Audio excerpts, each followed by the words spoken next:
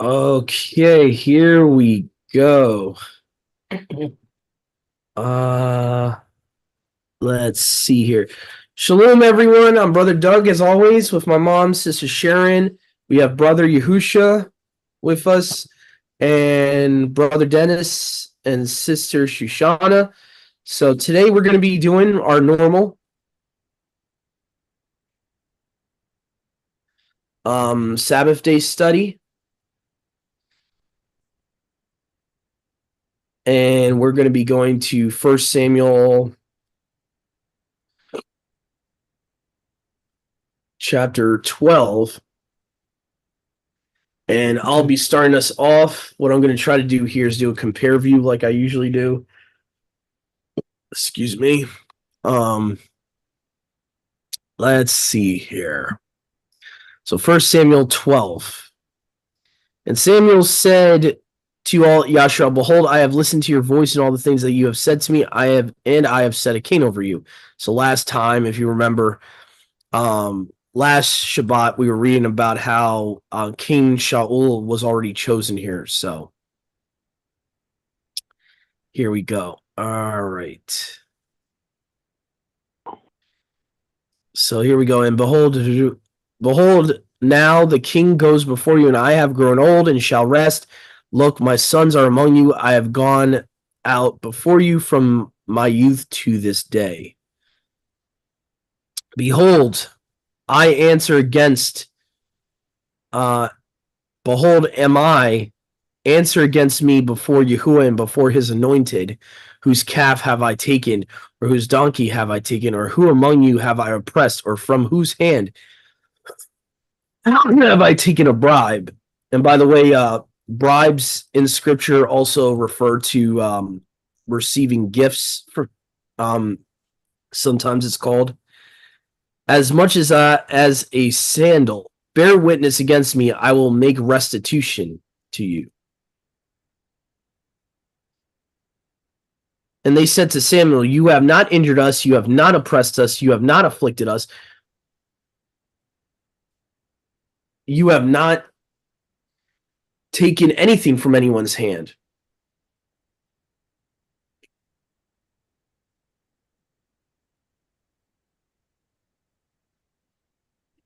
And Samuel said, verse 5, to the people, Yahuwah is witness among you, and his anointed is witness this day, that you have not found anything in my hand. And they said, he witness. So he is witness. And Samuel spoke to the people, saying, Yahuwah who appointed Moshe and Aaron as witness, who brought our fathers up out of Egypt. Okay. And now stand still, I will judge you before Yahuwah, and I will relate to you all the righteousness of Yahuwah, the things which he has done among you and your fathers. So talking about their ancestors. When Yaqub and his sons went into Egypt, Egypt humbled them. Then our fathers cried to Yahuwah, and Yahuwah sent Moshe and Aaron, and they brought our fathers out of Egypt, and he made them to dwell in this place. And they forgot Yahuwah their Eluah, and he sold them into the hands of Sisera, the commander of the army of Yabis, king of Hazor, and into the hands of the Philistines, and into the hands of the king of Moab, and he fought with them. Verse 10, and they cried to Yahuwah and said, we have sinned, for we have forsaken Yahuwah, and have served the Baals and the Ashtaroths. And now deliver us out of the hand of our enemies, and we will serve you. Now, just to give some clarification, even though it says Baal in plural and Ashtaroth in plural, it's really the same two deities, quote unquote, just in different religions. I just want to make that clear, because I know a lot of people get confused and they're like, oh, that means there were different mighty ones. Yeah, in different names, but it's really the same two Israel was always falling after. They were either worshiping Semiramis or Nimrod under various names from various cultures, but it's the same two entities. It might be different mighty ones in the sense of you have a mighty one of the Sidonians, you have a mighty one of the Moabites, you have a mighty one of Ammonites, whatever, so have it, but they're the same two people. So I just wanted to make that clear there, because that does get confusing if you don't know about pagan history. Um, let's see here. So he sent out Jerubbaal, Barak, Jephthah, Samuel, and rescued us out of the hand of our enemies round about you, and dwelt in security. And you saw that Nahash, the king of the children of Ammon, came against you, and you said, no, none but a king shall reign over us when Yahuwah our Alua is our king. And now behold, verse 13, the king whom you have chosen, behold, Yahuwah has set a king over you. So even when Yahuwah allowed them to pick a king, Yahuwah is the one really choosing them. You know, he wasn't elected by the people. So that's another interesting thing here. If you should fear Yahuwah and serve him and listen to his voice and not resist the mouth of Yahuwah, and you and your king that reigns over you should follow Yahuwah. So this is kind of interesting. It says, do not resist the mouth of Yahuwah. That's interesting. Mm-hmm. I noticed that. I don't know if this is a translator thing, but the Masoretic says command, which again could mean the same thing, but you get more of an idea that it's talking about Yahusha here, where it says, do not resist his mouth or his voice, versus a command. Because some people will just say, oh, it's his utterance. It's, you know, the command just means his a physical command. So on and so forth. Following Yahuwah, your Alua. Okay. Okay. Just going to make a little note about that. Seems like the Septuagint leaves out Elohim in that verse at the end there. So that's First Samuel. It's at 12 verses verse 14.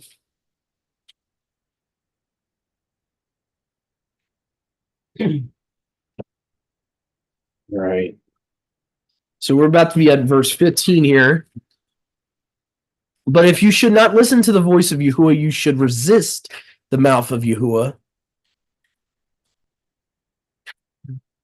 Then shall the hand of Yahuwah be upon you and upon your king.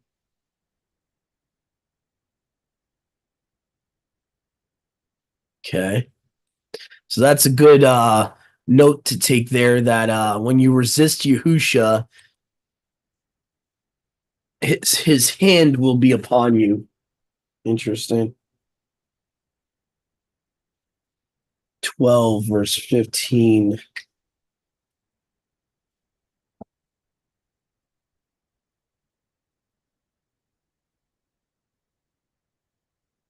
All right, so verse 16 says, and now stand still and see this great thing which Yahuwah will do before your eyes. Verse 17. Is it not wheat harvest today?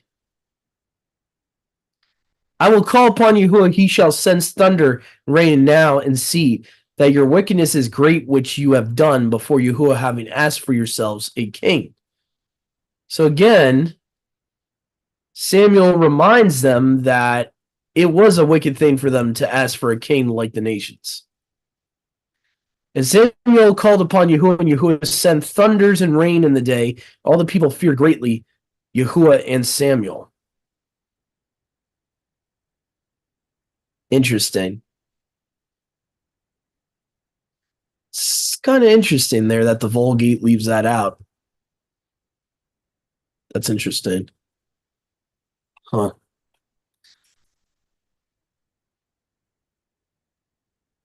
Yeah. Let's see here. That's verse 18 there of First Samuel 12. Just going to make a little note here about the Vulgate. Vulgate lacks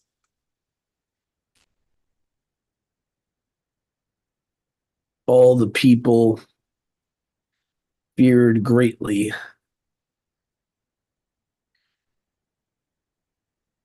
Yahuwah and Samuel that day.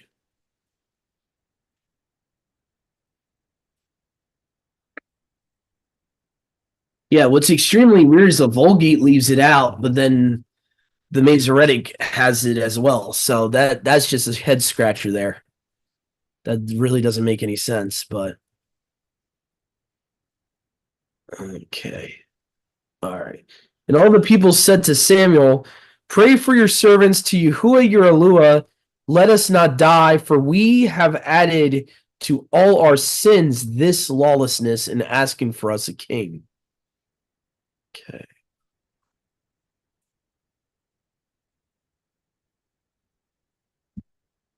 Yeah. Okay. Moving on to verse 20.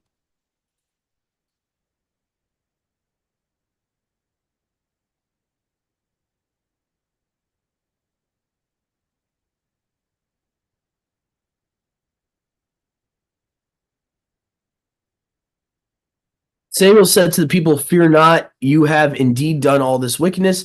Only turn not from following Yahuwah and serve Yahuwah with all your heart. So this is a perfect example. A lot of people will say, oh, there's no mercy in the Old Testament, that Yahuwah is not a Elohim of mercy. Here's a perfect example. He is. He had every right to reject Israel at this point. He had every right. Mm-hmm. They said, we don't want him over us. We want a human over us. Yahuwah could have said, you know what? I'm done with y'all. You know. Right. And so this is a perfect example of Yahuwah's mercy right here. So I'm going to make a note of this in verse 20. 1 Samuel 12:20. Yahuwah shows mercy towards Israel's sin. Yeah. So, okay. People, fear not, you have indeed done all this. Okay. All right, we already read that one. Okay. Oh, my bad. Actually, this part I do want to reread here. Only turn not from following Yahuwah and serve Yahuwah with all your heart. Very key there. Verse 21. Turn not aside after the mighty ones that are nothing, that are vain. So, like, remember how me and Brother Yahusha last time were mentioning about Belial, children of Belial? What people don't understand is vain scripturally does not mean what we think of. Like, we just think of nothing, right? If something's vain, it's nothing. In the Hebrew context of vanity, it always refers to idols. It refers to demons. It refers to fallen angels. So you could still get the idea of Belial being a name for Satan, because Satan is vain. He is a vain false god. He's vain. So in that biblical context, you can still get Belial as a name for him. But anyway, you'll see that goes hand in hand. When the Septuagint will say nothing, the Masoretic or the other Hebrew text will say vain, like idols are vain, so on and so forth. Who will do nothing will not deliver you, because they are nothing. They are empty. They are worthless. For Yahuwah will not cast off his people for his great name's sake. And again, this is reiterated in Romans, that he would not fully cast off his people, okay? Because Yahuwah mercifully took you to himself for people. Where does that sound familiar? Where does that sound familiar? Who marries Israel in the New Covenant? In Corinthians, right? Or what was it, Mom? Is it in Ephesians or Corinthians where it says Yahusha took us for himself as a bride? Yeah, I don't remember which one it is. I'm going to write that down. For himself. Mm-hmm. Let me see something really quick. Just bear with me, guys. I want to look up a verse real quick because I have a feeling Paul did mention this somewhere. I think what you're looking for is Ephesians 5:27. Yeah, Ephesians 5:27. Thanks, bro. All right, so if you turn to Ephesians 5:27 really quick, we're going to see how this shows oneness here. Okay. So in 1 Samuel 12, it says Yahuwah presented them to himself for people. In Ephesians 5:27, it says, and he shall establish the assembly for himself when it is esteemed without blemish or wrinkle, neither any such things whatsoever, but it will be set apart and without defect. So obviously, this is the chapter talking about Messiah loving his bride, loving us. Talks about for no man ever hated his own body, but he nourishes and cares for his own, just as the Messiah does also for his assembly. Again, his assembly. So to me, that's a very decent oneness connection there. We have 1 Samuel 12:22 and Ephesians 5:27. Same type of language being used. So let's see here. And you know what's interesting is the Septuagint is the only one that has it with that same exact language. That's interesting. Just looking at some of the other versions, they just say make you his people. But it's interesting that the Septuagint says took you to himself for people. So the other versions are missing take you to himself. And I wonder if the reason for that is that these Hebrew scribes understood that Yeah, I'm okay, hon. they understood that this was a reference back to that. So they're trying to take out a phrase that would connect Yahuwah to Yahusha. Because I noticed that the later Hebrew versions don't have that.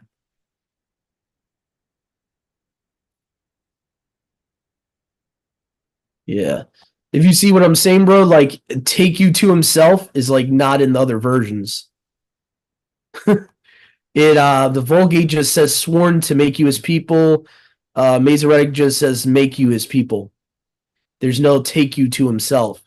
So I'm kind of wondering, this is like conspiracy theory right now, but I wonder if they knew this type of language was referring to something Paul wrote, and they were like, "No, we gotta take that phrase out of there," because that is almost word for word in the Septuagint with the Greek New Testament. That's almost word for word what Paul says about Yahusha, that he took the assembly to himself. He redeemed us for himself.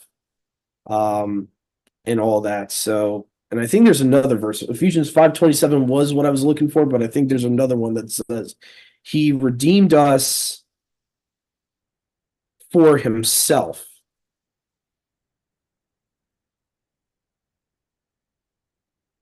There's not that another one, I don't know about that one, but you have Ephesians 1:4, just as he chose us in him before the foundation of the world. No?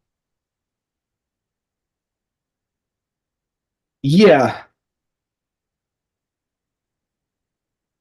Okay. Titus 2:14 kind of gives what I was trying to say.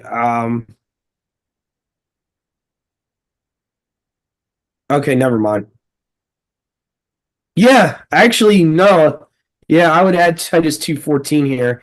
He gave his life to free us from every kind of sin, to cleanse us and make us his very own people, totally committed to doing two works.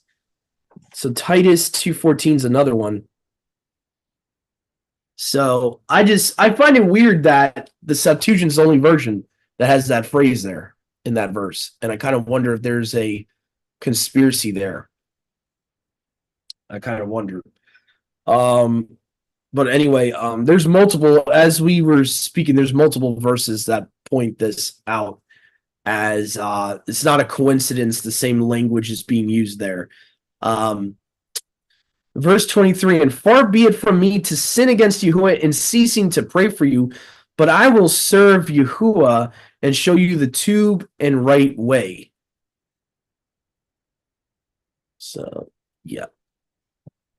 Only fear Yahuwah and serve him in truth This is what I talk about all the time. We can be serving him with with a pure conscience, but not in truth. This is a really good one here. A lot of people that will ask us what's the big deal about these pagan holidays and this and that and serving him any way I want to serve him. Well, says it right here. Not just fear Yahuwah, serve him in truth. It's two things, spirit and truth. You can't have one without the other.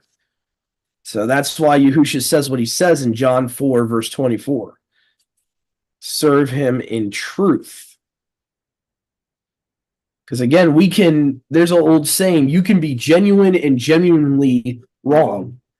There is a saying like that. So, but if you continue to do evil, then shall you and your king be consumed. And the other versions will say consumed together or perish together. So anyway, that is the end of 1 Samuel 12. Pretty much self-explanatory for the most part of that chapter. Samuel's pardoning address. He's about to die, or maybe not about to die right after, but he's saying he's getting very Right. grown old in age, and he's kind of hinting around that he doesn't have much longer, because he's like, if you have an issue, go to my sons and all that. So he's kind of like, he's trying to hint around to the people he's not going to be around much longer. So yeah. All right, so let me see here. I think we'll get a new reader here. Let's see who hasn't read in a while. Sister Shoshana, would you like to read chapter 13 for us?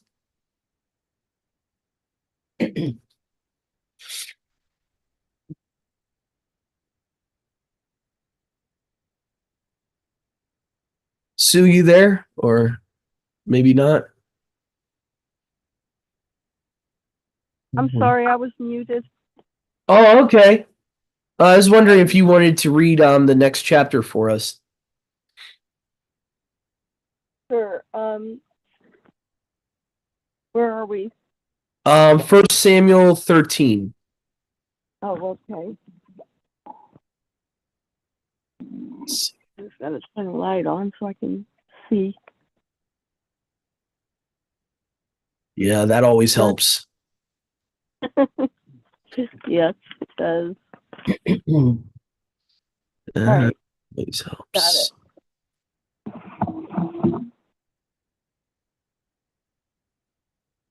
Okay, first Samuel 13. And after this, it came to be that Absalom, son of Dawood, had a beautiful sister whose name was Tamar. I think you might be in the wrong book, And sis. we're going to be going to 1 Samuel. Let's see here. Chapter 12. Around here. I think I have mine. Oh. And I'll be starting us off. What I'm going to try to do here is do a compare view. Yeah, like I the usually do. I'm trying to Excuse me? remember.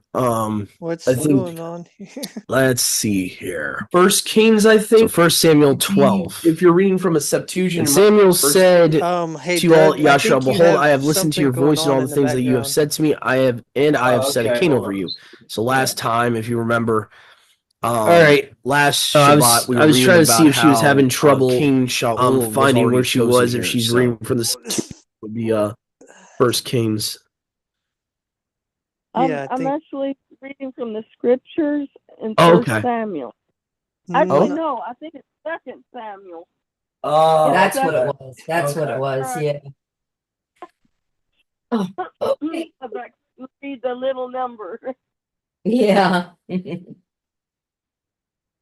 Okay, so is it First Samuel 13 then? Mm-hmm. Yes. Yep. Okay, and I just got my scripture reading glasses so I can see better. All right. Shaul was, it doesn't say how many years old when he began to reign. And when he had reigned 2 years over Yisrael, Shaul chose for himself 3,000 men of Yisrael, and 2,000 were with Shaul in Michmash and in the mountains of Bethel, and 1,000 were with Jonathan in Gibeah of Benjamin, and the rest of the people he sent away, each to his tent. And Jonathan struck the watchpost of the Philistines that was in Geba, and the Philistines heard of it. And Shaul blew with the shofar throughout all the land, saying, "Let the Hebrews hear." And all Yisrael heard the news that Shaul had stricken a watchpost of the Philistines, and also that Yisrael had become a stench to the Philistines. And the people were summoned to Shaul at Gilgal. And the Philistines gathered to fight Yisrael, 30,000 chariots and 6,000 horsemen, and people as numerous as the sand on the seashore. And they came up and encamped in Michmash, east of Beth Awen. And the men of Yisrael saw that they were in trouble, for the people were distressed, and the people hid in caves, and in thorny bushes, and in rocks, and in holes, and in pits. And some Hebrews passed over the Jordan to the land of God and Gilgal.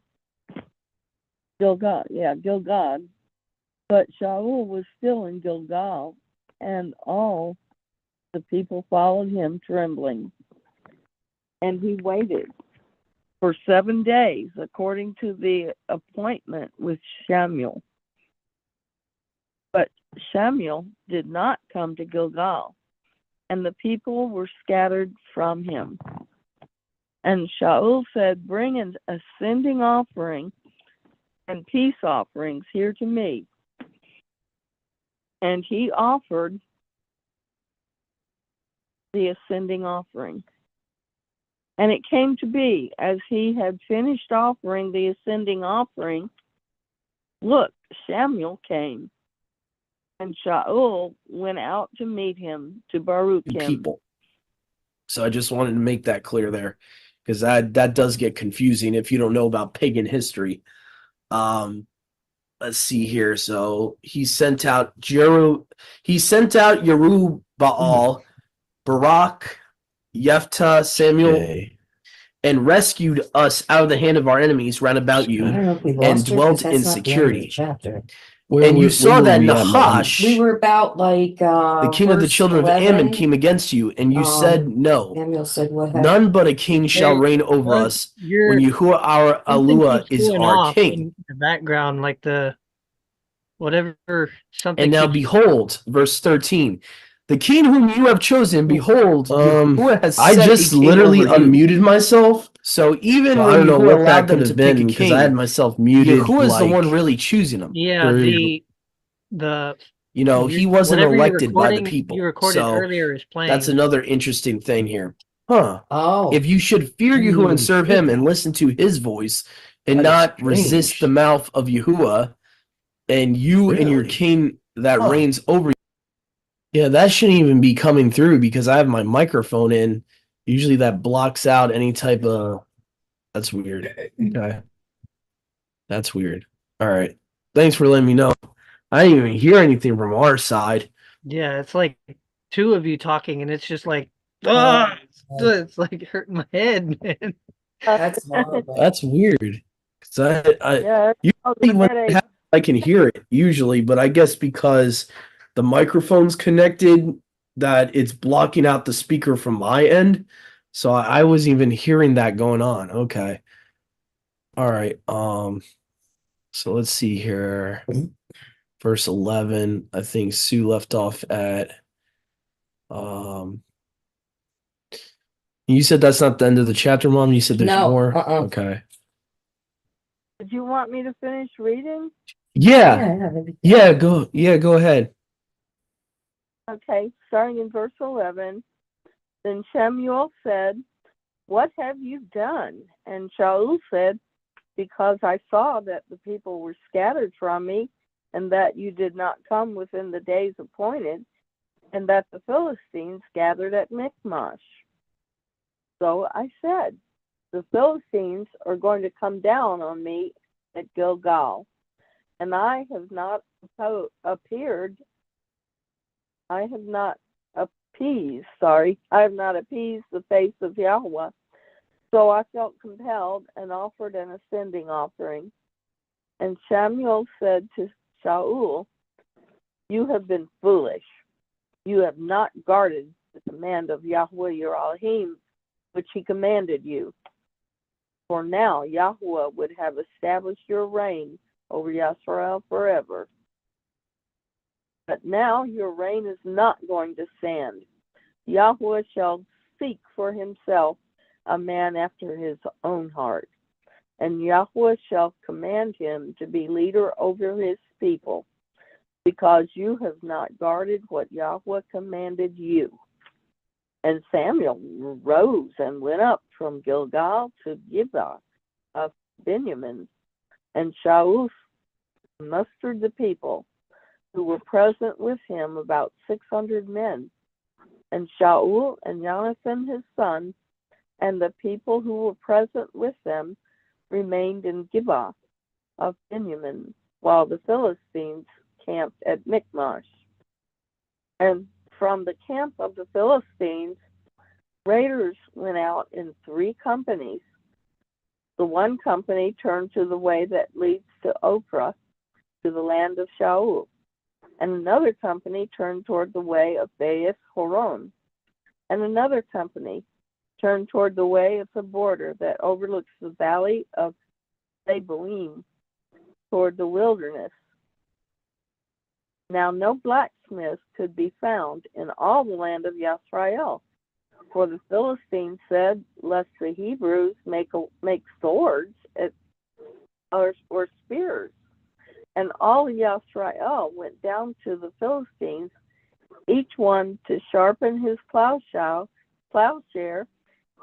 and his mattock and his axe and sickle. And the charge was of him for the plowshares and the mattocks and the forks and the axes, and to set the points of the goads. And it came to be on the day of battle that there was neither sword nor spear found in the hand of any of the people who were with Shaul and Jonathan, but they were found with Shaul and Jonathan his son, and the outposts of the Philistines went out to the pass of Michmash.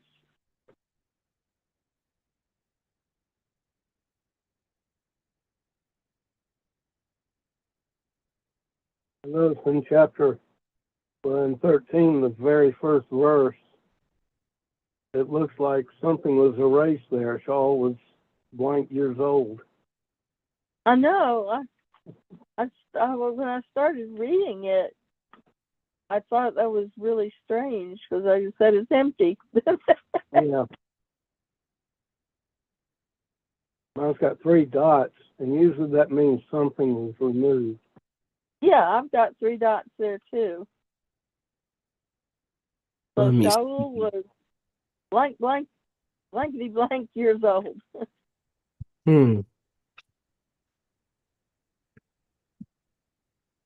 I don't know if the Septuagint shows an age.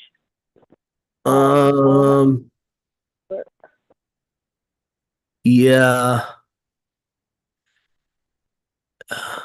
Yeah, why do I think he was around the same age that David was when he started being king? I think what happened was is some translations try to put that he was 1 years old, but that makes 0 sense because he would be a baby ruling. Septuagint is showing that it's not there at all. That whole verse is not there at all. So I wonder if that was added in there. The The KJV reads a little bit different than the scriptures, which it actually makes sense if it's supposed to be in there.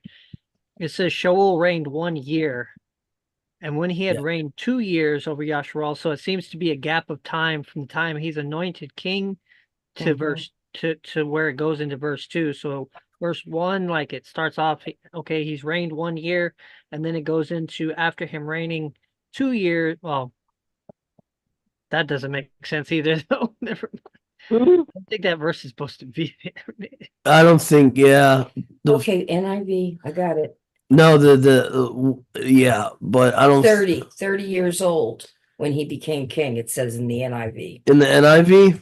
Yeah, I Mhm. wonder how they're getting that because I don't think that's in the Hebrew. So they're Well, the footnote says a few late yeah, manuscripts of yeah. the Septuagint, yeah, Hebrew does not have, yeah. yeah, but it does say, So that's good. At least the NIV is using the Septuagint to figure it out.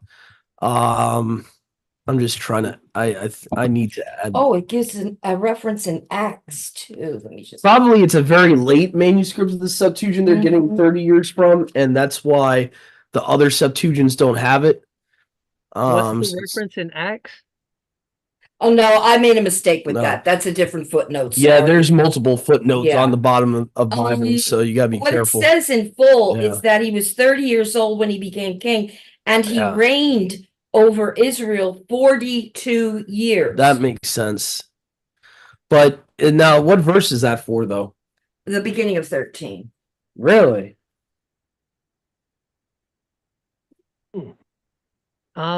The web WEB version, Mhm. it says Shaul was 30 years old. It says the same thing as the NIV, and then it gives a note. It says the traditional Hebrew text omits 30 and 40. The blanks are filled in here from a few manuscripts of the Septuagint. Hmm. I It's wonder probably a very late LXX. It's probably a very modern one, which probably Breton and whoever else was doing the Septuagints didn't want to use a very late. That's probably what happened because I'm noticing Breton is not there. So he used the Vaticanus probably doesn't have that. I'm not saying it's not valid. I'm just saying that's probably what happened with these English translations of the Septuagint. your is that note they're- said the same thing, right, Sharon, with about the Septuagint? I missed that part. I'm sorry. I heard you say the 30 and 40. Oh, yeah. Give me one sec. Give me one sec. Yeah. It said, A couple modules I have to re-get on here. all right. It said, let's see, that was footnote D. Yeah. It said a few late manuscripts of the Septuagint, Hebrew does not have 30. Yeah. Yeah. So yeah, the Hebrew seems to have a gap is what happens when that's why the ISR has like those 3 dots. It's probably because it's not there in the manuscript. Yeah. That's let me just see if the ABP even has it in here. Maybe the ABP actually has that verse 1 there. Yeah, see, the ABP unfortunately this is what I hate about some of these translators. You're translating the Septuagint, yet you cater to the Masoretic. Pisses me off. Look at why- the. Go ahead. I don't know why he does that. Why Vanderpool does that. There's no reason to do that. It's not. It's clearly doesn't say the same thing in the LXX, so I don't know why you would do that. That I think I think he uses the Masoretic in an attempt so that he can link words to the Strongs. yeah, because this is not right. From what I'm looking at, most of the Septuagints actually just don't have it there. Whatever manuscripts they're using. So I guess the NIV and the web, they know of a later LXX manuscript that like a more modern LXX that has it. Because a lot of the older ones, I guess, are fragmented in that verse for some reason. The Vatican. The NHEB, it says Shoals, the footnote Shaul's first regnal year corresponded to year 2 when adding his accession year. I don't know what that means, but Syriac adds that Shaul was 21, while LXX says 30. Yeah. Syriac even it's interesting. I wonder what Syriac they're pulling from. Like, oh, I would Peshitta. it's with a lot of these, like, as far as I know, the only English version of Syriac that we can get is the AESV Torah, the Torah American English Standard Version Peshitta. Yeah. But there is, I found online that there's a Peshitta for the whole Tanakh. I just can't find an English version of it. Mm. Yeah. I would like to know what manuscript they're talking about for the Septuagint. It's probably a manuscript not many translators know of, because almost every Septuagint I'm looking at doesn't even have the verse. So I'm wondering if it's a much later one. I'm trying to think what's the latest one they have. The Vaticanus would be 3rd century. The I'm trying to think. Alexandrinus would be 3rd or 4th century. Sinaiticus would be that too. So I don't know what they're using to get that verse from. It has to be. I wonder if it's fragmented. Like there's certain verses in the Septuagint you have to take from fragments to get the most accurate. Like this is 6:4, for example. The it already was changing from agelos to the Greek word for son, like already in the modern versions of the LXX. So yeah, I wouldn't be surprised if I would think it's a more ancient Septuagint if it has that there in verse 1. Probably very fragmented to be able to get that verse. Because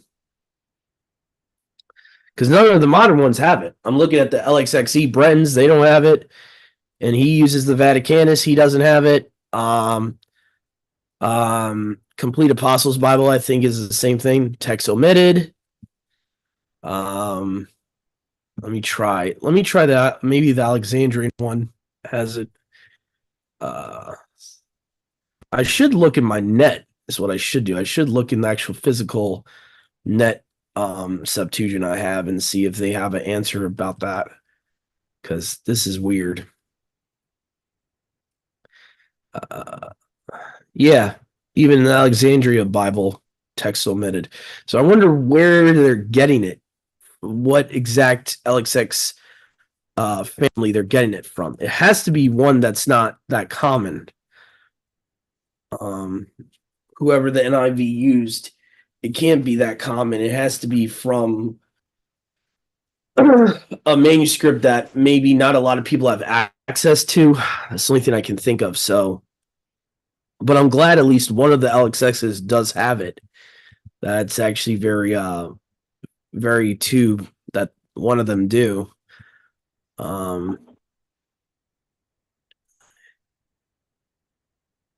Okay, yeah, I see what the web does. The web definitely does a better job out of the Masoretic ones. It makes a lot more sense the way it's translated. So, but yeah, there is a Syriac Tanakh, known as the Peshitta. So a lot of these footnotes, you'll see them talking about the Syriac Peshitta. Like sometimes it will even say it in the footnotes. Sometimes it just has the abbreviation for Syriac, but sometimes it will tell you the Syriac Peshitta differs from the Masoretic or the LXX. Go ahead, brother Yahusha.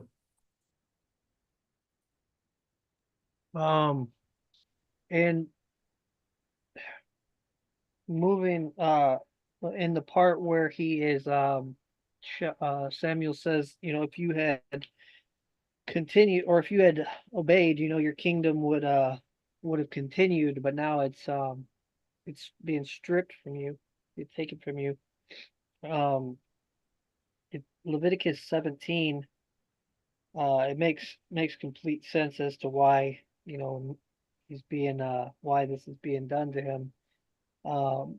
Leviticus 17 verse 7, and they shall no more offer their offerings to vanities, after which they go whoring. It shall be a perpetual statute for you throughout your generations. Therefore you shall say unto them, the man who, let me change this translation. It's really weird English, but you shall say to them, whatever man of the children of Yasharal, the sons of the proselytes abiding among you, shall offer a whole burnt offering or an offering, and shall not bring it to the door of the tabernacle of witness to offer it to Yahweh, that man shall be destroyed from among his people. Hmm. Yeah. You have him offering an offering out in the middle of nowhere. Yeah. Yeah. Yeah. That He that makes me ask the question though, because then you also have Gideon lifting up an offering, and he's like commanded to, and the Malak and Malak Yahuwah accepts the offering, and then I think too with Samson's parents. Mhm. So I'm not sure if it's the type of offering or what's going on there.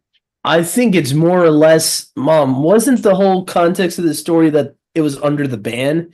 He's offering something under the ban as a sacrifice. I think that's what the next Okay. place he goes to Oh, okay. conquer. Okay, so Saul did this multiple times. Okay. So I guess this is just a case of he did something that was not commanded. I would say it's more about that Yahuwah did not want him to do it. He did not tell him to do it. Because when I looked at the verse, it's almost every version says like he was compelled to do it. Right. So it was his own decision. Yeah. It was not really Yahuwah telling him to do it. No.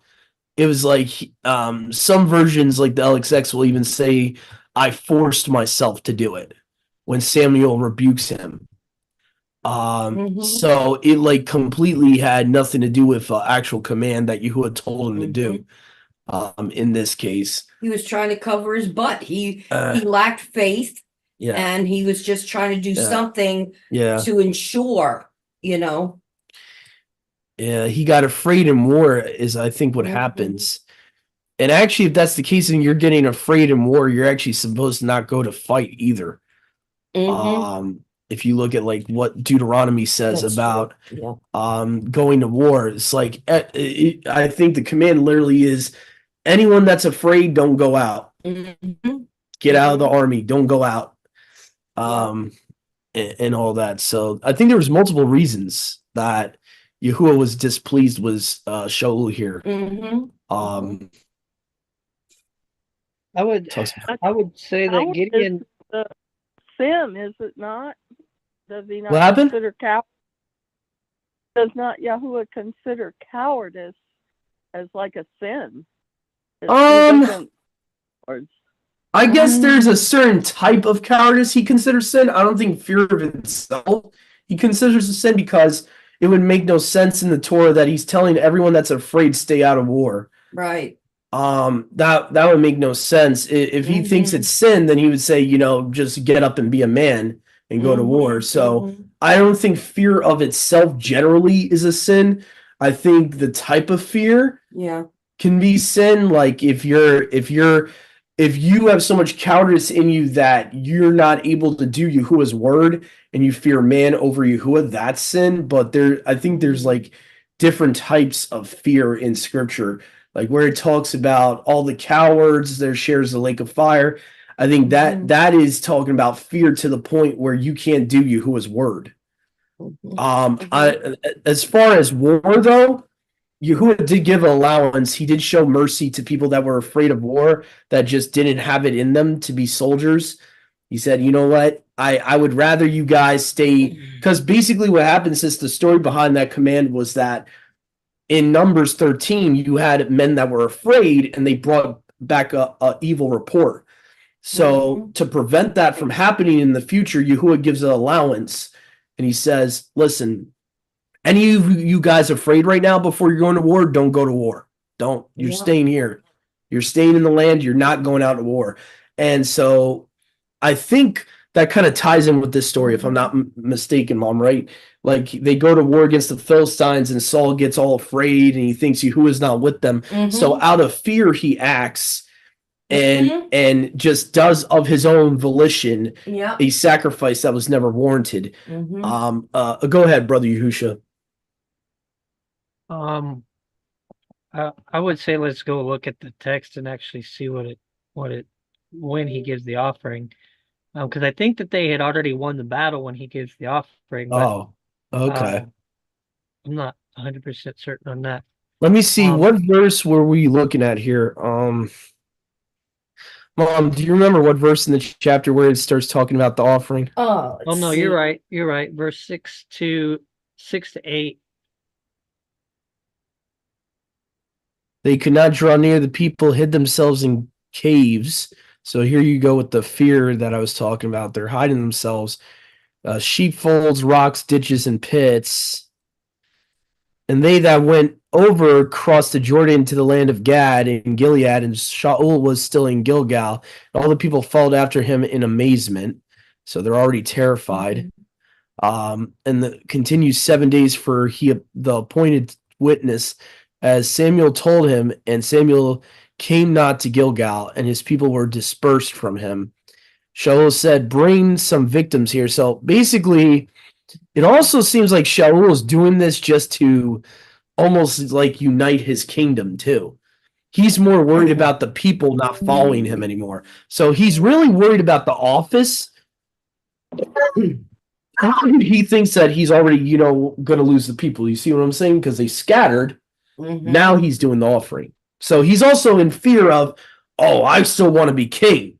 I still want this high position. So he's really not giving the right intentment with that sacrifice too. And Yahuwah always says, when Israel would be in apostasy and they would just give an offering to give an offering, Right. like just as a ritual, and their heart's not in it, he doesn't desire that. Go ahead, Brother Yahusha. This is not an isolated event either. You said that you have Shaul forcing himself to do this, right? And Yahweh didn't command it. So then that would and looking at Gideon and looking at Samson's parents. Let me find Gideon real quick. The difference that I see here is that you have Malak Yahuwah before Gideon. However, Yahuwah still made the command in Leviticus 17. Anyone who gives an offering outside of, doesn't bring it to the temple should be cut off. So even with the Malak Yahuwah being here, I'm still not quite getting this. It says, Malak Yahuwah said to him, Yahweh shall be with you, and you shall strike down Midian as one man. And Gideon said to him, if now I have found mercy in your eyes, and you will do this day for me all that you have spoken of with me, do not depart from here until I come to you, and I will bring forth an offering and offer it before you.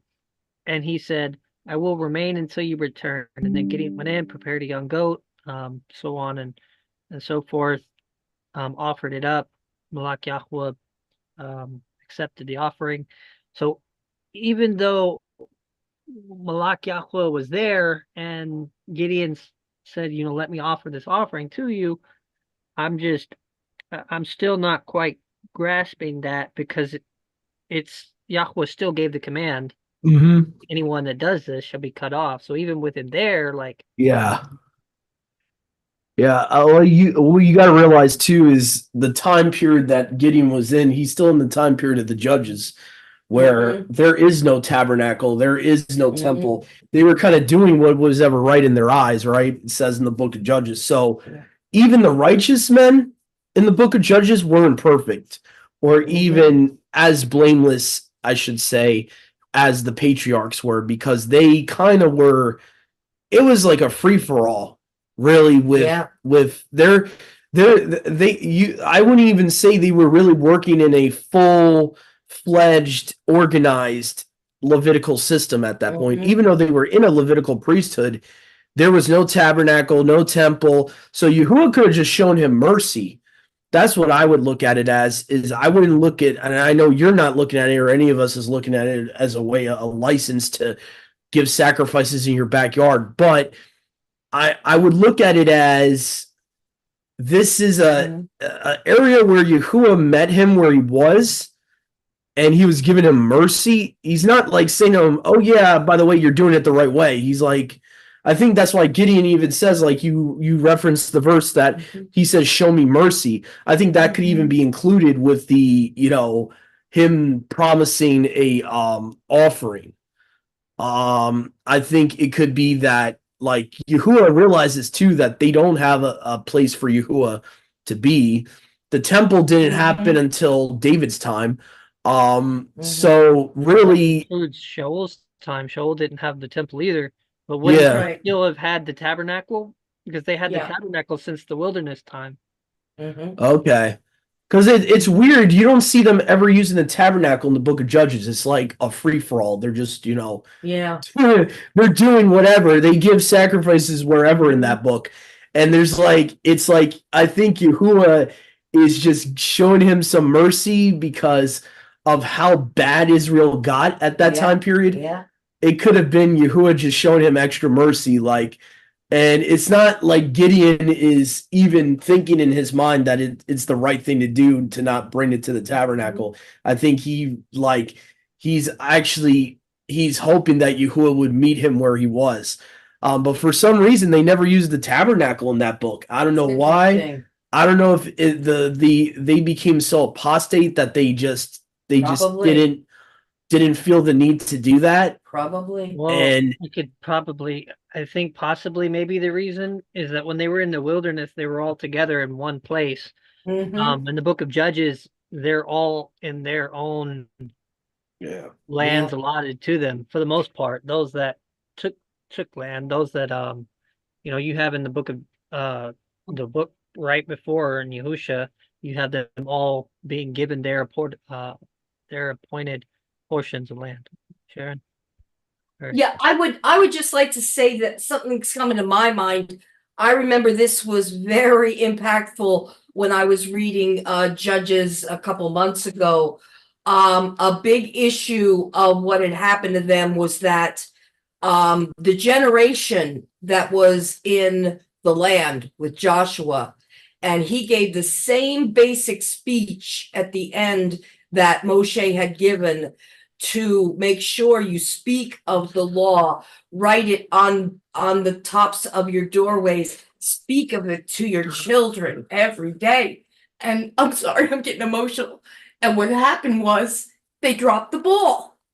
And that next generation, it tells us in Judges, is that they knew not Yahuwah, nor did they know anything he had done for their ancestry. So what we have there in the book of Judges is these I don't want to say children, but these kids in this generation don't even know who Yahuwah is. They don't know his manifestations. They don't know his attributes, and they certainly don't know what he did for their families. yeah. So I wanted to enter that in there. Yeah. And just to show proof of how bad they were, okay, this is one of the books you have to read in chronological order to understand what's going on in this time period. Chapter 17 starts off in Judges. They're having a Levite serve someone that's made graven images. Okay. He restored the 1,100 pieces of silver to his mother. His mother said, "I have wholly set apart money to Yahuwah." This woman in her mind is rationalizing that she's setting apart money to Yahuwah for her son to make a graven image. That's how wicked they were at this point, right after Joshua's death. So what you got to understand is Judges is right after the death of Joshua. If you read it in chronological order, the first chapter of Judges 17 is all about them becoming so apostate that they're rationalizing money consecrated to Yahuwah to make an idol. That's how bad it got. Yeah. So that's why I recommend people, because I know people will make the argument, oh, well, see, Yahuwah respected a offering from Gideon, and we can do this. Realize what type of time period they were in. Mm-hmm. Okay. And realize what was going, and I'm not saying anyone here is doing that. I'm just saying in general, I could see people that are still believe that we need to do that we're commanded to do physical sacrifices in a Melchizedek priesthood. They would use something like this. And I'm like, they were at their worst when they were doing this. Mhm. Why would you want to use this as an example? This is their Yahuwah. If he didn't have mercy on them, you possibly don't even have them as his people after the book of Judges. That's right. To be quite frankly honest, they got so wicked that Yeah. that you had Barak, this guy later on, Barak, he doesn't want to fight, and then he asks a woman to go with him. Yeah. And she talks about how, Uh-huh. basically you're gonna not even get this honor of defeating the enemy. Yeah. And so all that. So go ahead, brother Yahusha. Dang, that's cold. That's cold. I'm just saying, like they're like Well, he should get she the honor. he basically made fun of him. Like a lot of people like to use Yeah. Deborah as like, oh, this is why we have women pastors. No. I'm like, do you know the story of Deborah? She was making fun of the guy, saying, why are you asking a woman? Mm-hmm. They had a concept like back then that women don't go out to war. Women are not supposed to be doing this. Mhm. If you're asking a woman to fight with you, what type of man are you? Type of That's concept. right. Mhm. This was very prevalent in the Eastern cultures, like in the African type of cultures and the what we call the Middle East today, even though there's no such thing as a Middle East, but Mhm. that's a whole nother ball of wax. Mhm. That term Middle East was not even like really created until like the 1900s. But anyway, but these what we call the Middle East, all these cultures, whether you look at the Arabs or whatever, they understand this concept that the women are supposed to be with the children. The women are not supposed to be go fighting. So when a man's asking a woman to fight with him, that is a very try to use a modern term, beta male Sure. type of characteristic. Absolutely. So she was actually making fun of him. If you go and read in the book of Judges, she was making fun of him. She was not saying this is how it's supposed to be. So a lot of people love to use that for the women pastor thing, not even realizing that she didn't even want to really do this because she knew that Yahuwah chose Barak to defeat Sisera and all that. Mhm. And she knew that, that's not how it's supposed to be. He's not supposed to ask her to go out to war with him. That's why you'll see in scripture, it'll say all the males 20 and over, all the males are to go out to war. And so that if anything, that book, like I would say, discredits female pastor concept, if anything. That Also- chapter in that book. Add that when he talks about men not dressing like women and women not dressing like men, Mhm. he's referring to the battle uniforms that men wear. Yeah. That's right. Yeah, what Sister Shoshana is pointing to is if you look in the Hebrew, I think the Masoretic is more specific. It's talking about like warrior uniforms and going out to battle.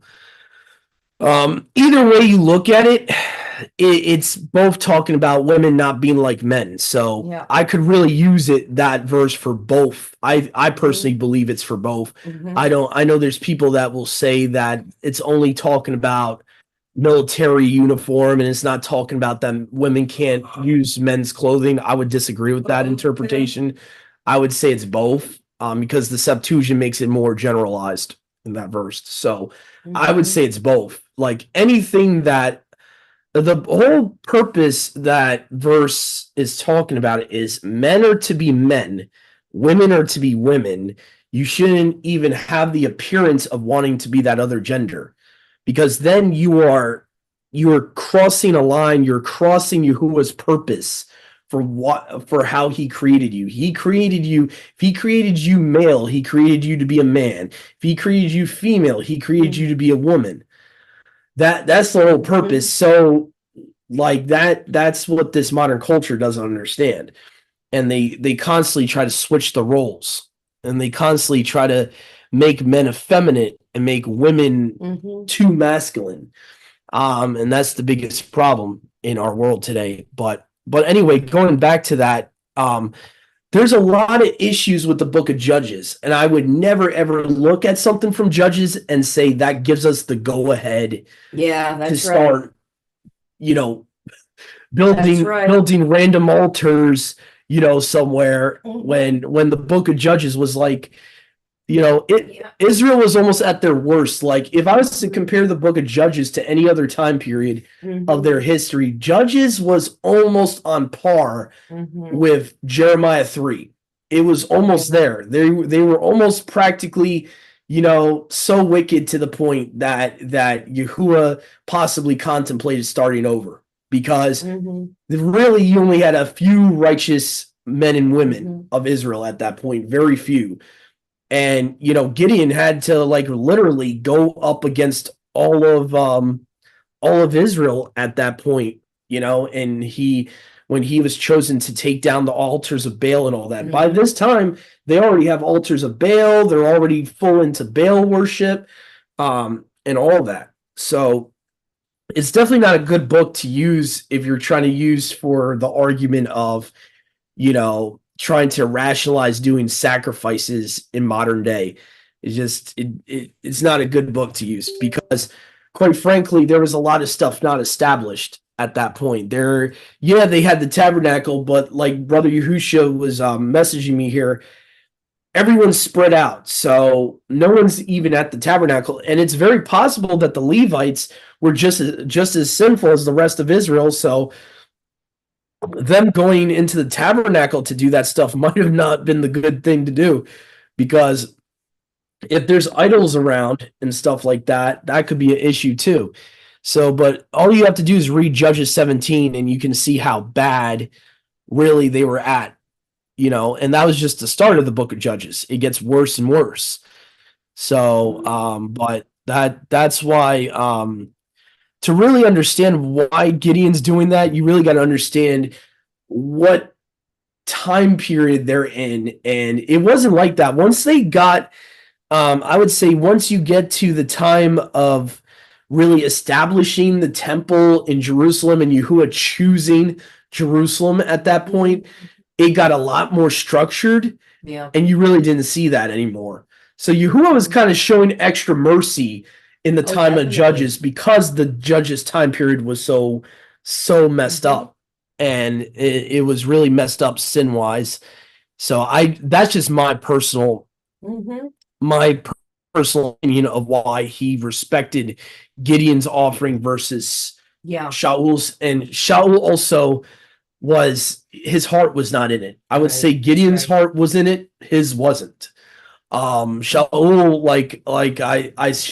like I've seen in that verse, the only reason he gave the offering was he thought Yahuwah wasn't with him anymore, and he was afraid, and he was also afraid that the people left him, that they wouldn't support him anymore. So it was all about his office. It was all about, I need to, you know, self-preservation. That's right. If I was going to use a word, Shaul was all Yeah. about self-preservation. I got to do this so I'm still king. Go ahead, Brother Yahusha.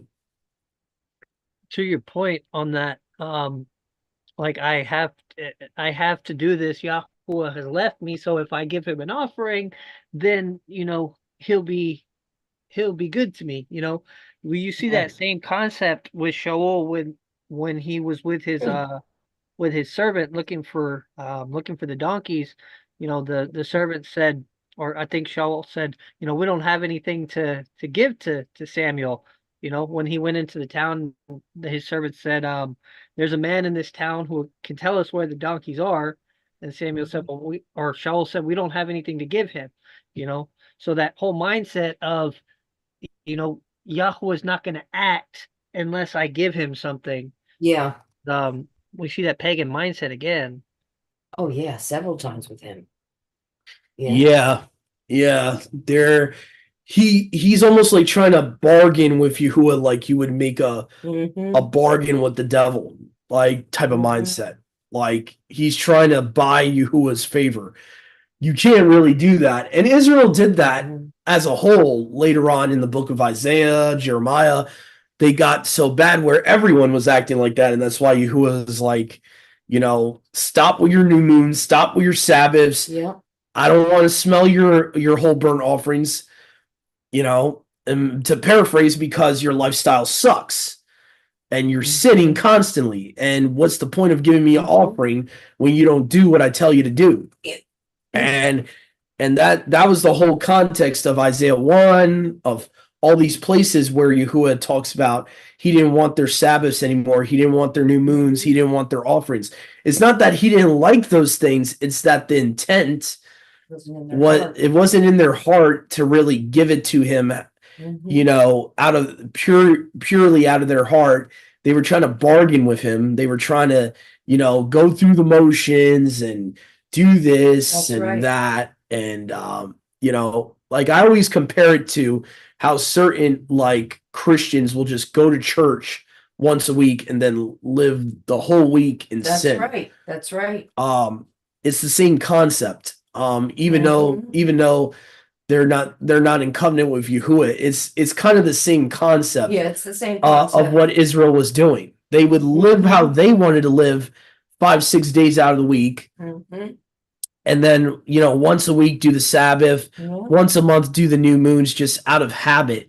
Mhm. And that's kind of the whole thing about it, is like he doesn't care about your vain rituals That's right. of certain things in the law if you're gonna negate the heavier matters, the weightier matters, and all that. So let me see here. I got a note here. Judges 20:26.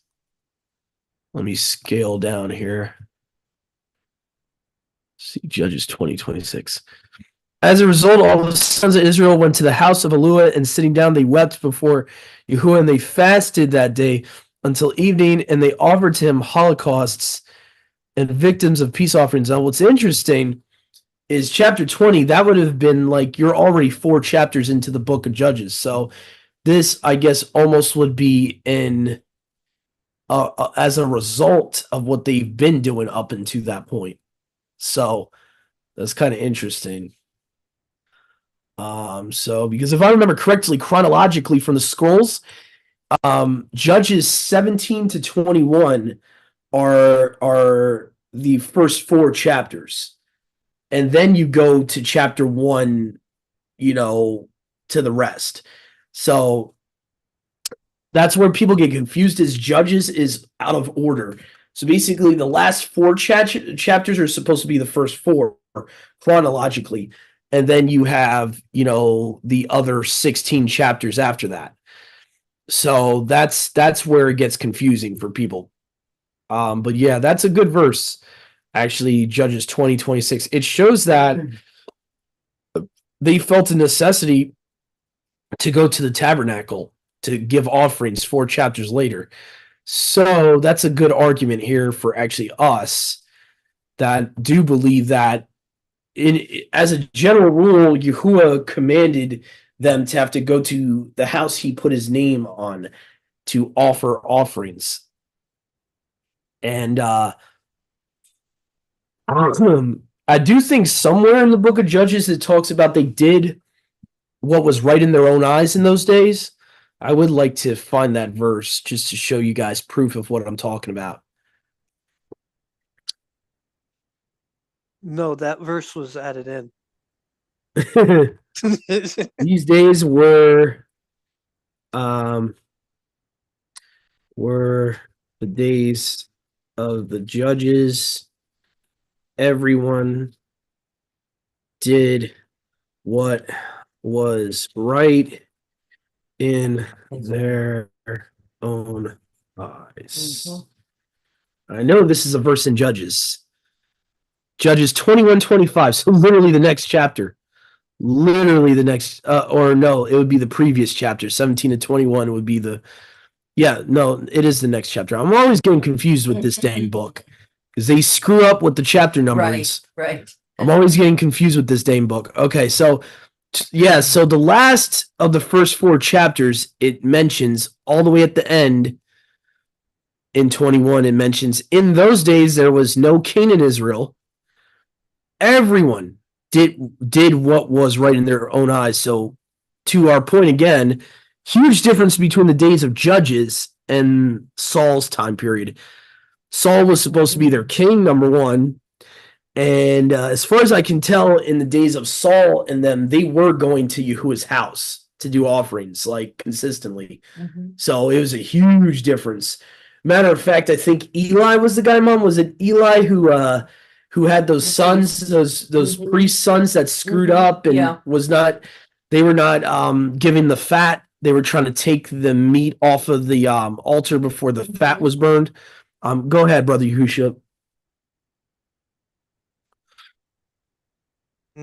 Depending on which version of verse 1 in chapter 13 is correct, because we have all these different, the LXX or the one LXX that we don't know what LXX they're pulling from, and then the KJV and then the Syriac. However, if what it says in the KJV is the more accurate reading, when he had reigned 2 years over Yashral, Shaul chose him 3,000 men. If that is the accurate reading, then we could also make the case that Shaul was not, it wasn't like he just became king. He had been reigning for 2 years now. If it's supposed to read that way. Yeah. Yeah, I think it would be. I think it would be because I don't think he was doing this like automatically as soon as he became king. And actually, I think he would have had to be somewhat young when he became king because when he was first chosen, he was like, what, Mom? He was like a boy still, or he was like not like a child, but he would have been a young man Young man. yeah, when he was chosen, when Samuel was told to get him. So I would say, yeah, you're at least looking at a good 2 years before this happens, what we just read about. Go ahead, Brother Yahusha.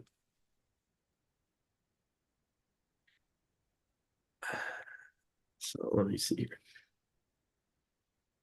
Go back to here.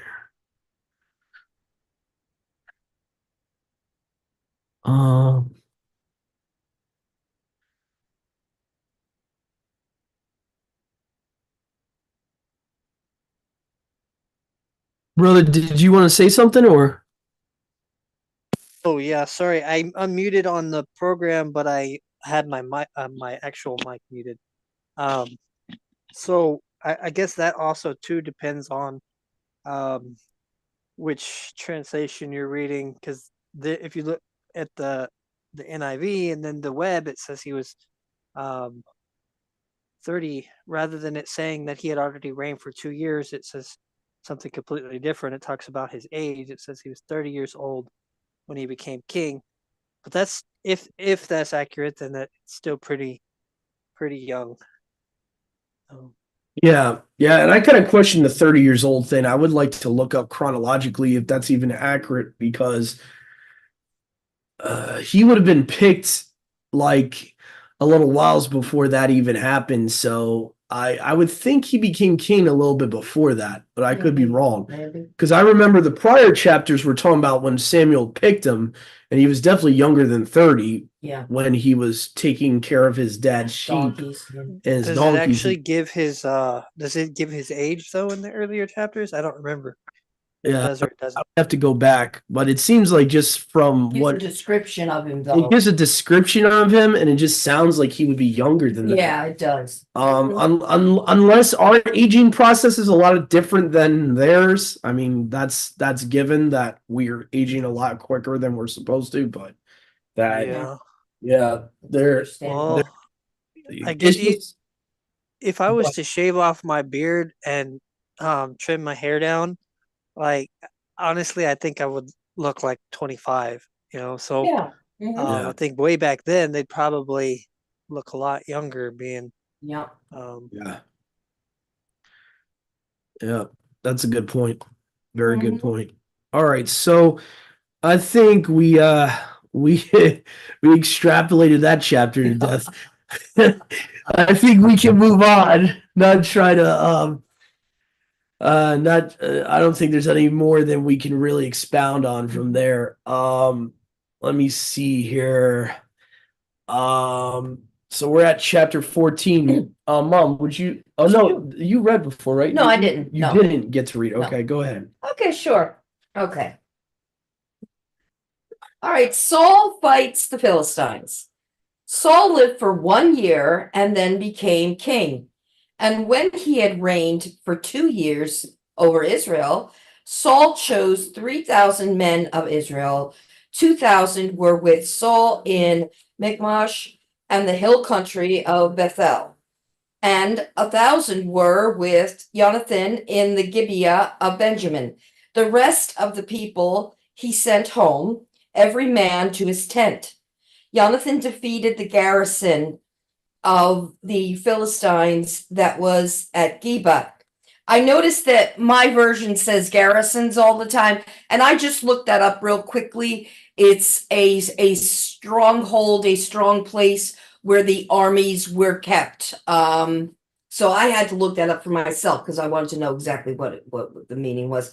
Philistines heard of it, and Saul blew the trumpet throughout all the land, saying, "Let the Hebrews hear." And all Israel heard it, said that Saul had defeated the garrison of the Philistines, and also that Israel had become a stench to the Philistines, and the people were called out to join Saul at Gilgal. And the Philistines mustered to fight with Israel 30,000 chariots and 6,000 horsemen and troops like the sand on the seashore in multitude. They came up and encamped in Michmash to the east of Beth Aven. When the men of Yashrael saw that they were in trouble, for the people were hard pressed, the people hid themselves in caves and in holes and in rocks and in tombs and in cisterns. And some Hebrews crossed the fjords of the Jordan in the land of Gad and Gilead. Saul was still at Gilgal, and all the people followed him trembling. He waited. Am I reading the right chapter, or am I? 14. I'm supposed to be 14. I apologize. I apologize. Oh boy. All right, here we go. Sorry about that. One day, Jonathan, the son of Saul, said to the young man who carried his armor, and we know who that was, come, let us go over to the Philistines' garrisons on the other side. And he did not tell his father, Saul, was staying in the outskirts of Gibeah, in the pomegranate cave at Migron. The people who were with him were about 600 men, including Abiah, the son of Ahitub, Ichabod's brother, son of Phinehas, son of Eli, the priest of Yahuwah in Shiloh, wearing an ephod. And the people did not know that Jonathan had gone. Within the passes by which Jonathan sought to go over to Philistine garrison, there was a rocky crag on the one side and a rocky crag on the other side. The name of the one was Botsets, and the name of the others Sene. The one crag rose on the north in front of Michmash, and the other on the south in front of Geba. Jonathan said to the young man who carried his armor, "Come, let us go over to the garrison of these uncircumcised. It may be that Yahuwah will work for us, for nothing can hinder Yahuwah from saving by many or by few." And his armor bearer said to him, "Do all that is in your heart, do as you wish. Behold, I am with you, heart and soul." Then Jonathan said, "Behold, we will cross over to the men, and we will show ourselves to them. If they say to us, 'Wait until we come to you,' then we will stand still in our place, and we will not go up to them. But if they say, 'Come up to us,' then we will go up, for Yahuwah has given them into our hand, and this shall be the sign to us. So both of them showed themselves on to the garrison of the Philistines, and the Philistines said, Look, Hebrews are coming out of the holes where they have hidden themselves. And the men of the garrisons hailed Jonathan and his armor bearer and said, Come up to us, and we will show you a thing. And Jonathan said to his armor bearer, Come after me, for Yahuwah has given them into the hand of Yashrael. Then Jonathan climbed up on his hands and feet, and his armor bearer after him. And they fell before Jonathan, and his armor bearer killed them after him. And that first strike which Jonathan and his armor bearer made killed about 20 men within as it were half a furrow's length in an acre of land. And there was a panic in the camp, in the field, and among all the people. The garrison and even the raiders trembled. The earth quaked, and it became a very great panic. And the watchmen of Saul to Gilead of Benjamin looked, and behold, the multitude was dispersing here and there. Then Saul said to the people who were with him, Count and see who has gone from us. And when they had counted, behold, Jonathan and his armor bearer were not there. So Saul said to Ahiah, Bring the ark of Yahuwah here, for the ark of Yahuwah went out that time with the people of Yashrael. Now while Saul was talking to the priest, the tumult in the camp of the Philistines increased more and more. So Saul said to the priest, Withdraw your hand. Then Saul and all the people who were with him rallied and went into the battle. And behold, every Philistine's sword was against his fellow, and there was very great confusion. Now the Hebrews who had been with the Philistines before that time, and who had gone up and with them into the camp, even they also turned to be with the Israelites who went with Saul and Jonathan. Likewise, when all the men of Yashrael who had hidden themselves in the hill country of Ephraim heard that the Philistines were fleeing, they too followed hard after them in the battle. So Yahuwah saved Yashrael that day, and the battle passed beyond Bethaven. And the men of Yashrael had been hard pressed that day. So Saul had laid an oath on the people, saying, Cursed be the man who eats food until it is evening, and I am avenged on my enemies. So none of the people had tasted food. Now when all the people came to the forest, behold, there was honey on the ground. And when the people entered the forest, behold, the honey was dropping, but no one put his hand to his mouth, for the people feared the oath. But Jonathan had not heard his father's charge, the people with the oath. So he put out the tip of his staff that was in his hand and dipped it in the honeycomb and put his hand to his mouth, and his eyes became bright. Then one of the people said, Your father strictly charged the people with an oath, saying, Cursed be the man who eats food this day. And the people were faint. Then Jonathan said, My father has troubled the land. See how my eyes have become bright because I tasted a little of this honey? How much better if the people had eaten freely today of the spoil of their enemies that they found, for now the defeat among the Philistines has not been great. They struck down the Philistines that day from Michmash to Ayalon, and the people were very faint. The people pounced on the spoil and took sheep and oxen and calves and slaughtered them on the ground.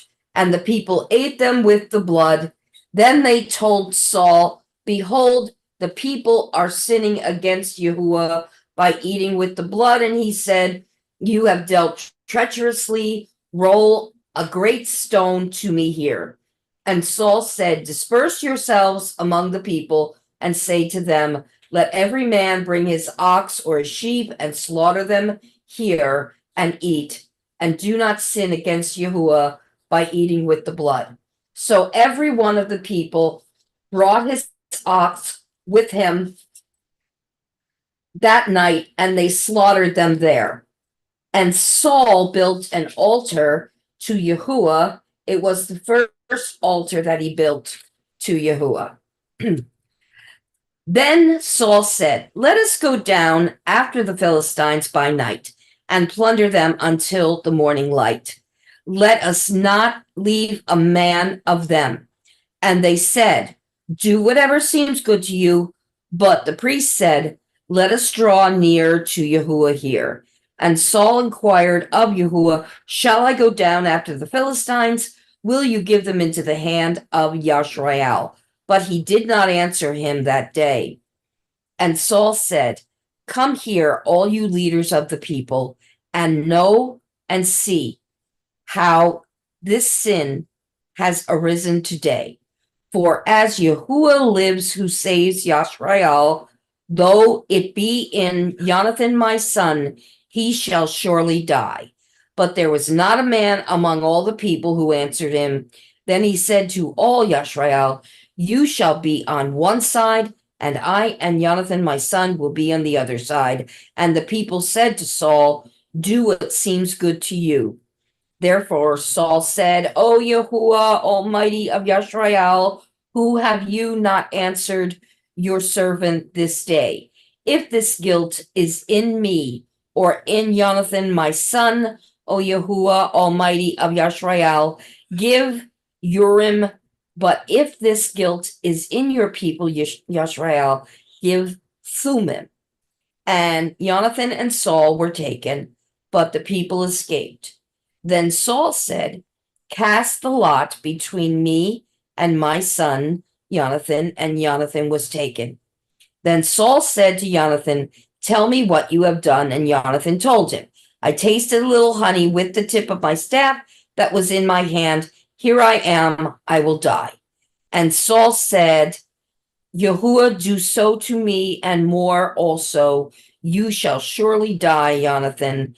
Then the people said to Saul, "Shall Jonathan die, who has worked this great salvation in Yashrael? Far from it. As Yahuwah lives, there shall not one hair of his head fall to the ground, for he has worked with Yahuwah this day." So the people ransomed Jonathan so that he did not die. Then Saul went up from pursuing the Philistines, and the Philistines went to their own place. When Saul had taken the kingship over Yashrael, he fought against all his enemies on every side, against Moab, against the Ammonites, against Edom, against the kings of Zobah, and against the Philistines. Whenever he turned, he routed them, and he did valiantly and struck the Amalekites and delivered Yashrael out of the hands of those who plundered them. Now the sons of Saul were Jonathan, Yishvi, and Malchi-Shua. And the names of his two daughters were these. The name of the firstborn was Mara, and the name of the younger Michael. And the name of Saul's wife was Ahinoam, the daughter of Ahimaaz. And the name of the commander of the army was Abner, the son of Ner, Saul's uncle. Kish was the father of Saul, and Ner was the father of Abner, was the son of Abiel. There was hard fighting against the Philistines all the days of Saul. And when Saul saw any strong man or any valiant man, he attached him to himself. I know we've touched on this chapter a few Yeah. times. Oh, yeah. I remember this. Me too. What I find interesting is that Shaul, Yahweh didn't answer Shaul when he built the altar Once again, stepping out of his bounds. So I wouldn't expect Yahweh to answer him. But Right. he didn't answer him then. However, he did answer him when he said, who has done this? Who has transgressed? But in actual reality, I don't believe that it was a transgression. Even though Yahweh answered, I'm not really sure what to make of it. I'm just giving my opinion, my thoughts. Mhm. I see Shaul being rash with his words, extremely rash, speaking so hastily and so zealously that now he has to, now his son has to die. But I see Yahweh answering, Yahweh already knowing that, whatever the people say, Shaul's going to do, and so I think Yahweh knew that, he wasn't, even though he said, let this person die, whoever eats, that by telling him, okay, it was your son Jonathan that did it, he knew that Shaul wasn't going to offer him up. Shaul was going to listen to whatever the people said, and the people said, let him not die. But I think too, I can see Yahweh doing it, Yahweh answering that to show Shaul, like, you see how rash you are. You see how, like, trying to Yeah. teach him, like, Mhm. don't be so quick with your words. Mhm. But yeah, I don't know quite. There's quite a lot to that I'm not really quite sure what to make of. Yeah.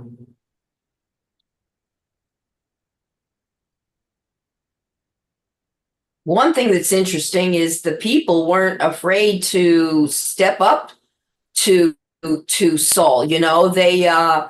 They when he was ready to kill Jonathan, they're like, "Whoa, wait just a minute," and they weren't afraid to sort of, you might say, oppose him. Right. Who's really king here? That's right. That's right. Because he was really acting in an extreme manner. I mean, first of all, the kid wasn't even there when he made this whole oath. So, I mean, in you might say that, he was innocent anyway. He didn't have knowledge of it, So, yeah, there's a lot of aspects of this particular portion that you can bring out. Yeah, I don't believe that that's something that, Yahweh would. Well, I take that back. Yahweh does accept. He holds you to it even when you, because you have the, well, technically this one wasn't done to Yahweh. I don't think Shaul swore anything to Yahweh. He just implemented a curse, let the person who does die. But I do know that in other cases, when it's done unto Yahweh, Yahweh holds you to your, he holds you to your Well, word. yes, that's true. That's true. Yeah. That lady or that man that said, if you allow me to win this battle, whoever first comes through the door, whatever first comes through the door, I'll offer up to you. And he has to offer his daughter. Someone on that though, someone else made a valid point, that perhaps when he offers her up, it's not an actual offering as far as killing her and offering her up, but rather she is now, she now belongs to Yahweh, in the sense that, you have the woman that offers, if you give me a son, I believe it was Samuel's mother, where Samuel was offered to Yahweh, and he dwelt in the temple all his days, so he belonged to Yahweh. What are your thoughts on that?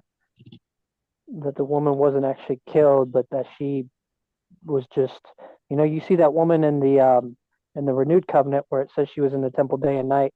Obviously that's not the same person, but um, I don't know. What are your thoughts that the woman wasn't physically offered up, but that she was just given to Yahweh to use as I don't know. Am I making any sense?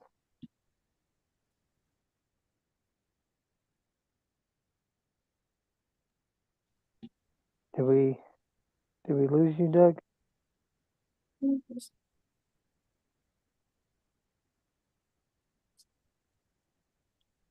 Oh, where'd they go?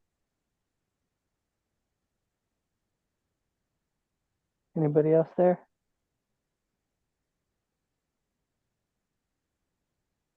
Hello? Anybody there? I'm here. I'm here. Yep, Hello? I'm in too. I remember that story you're talking about. I think he offered her, he spoke presumptuously like Shaul had done, and yeah, he Yeah, had to go through with his vow. yeah. Tells you watch what you say. Be careful. Absolutely. Hmm. I think I've been.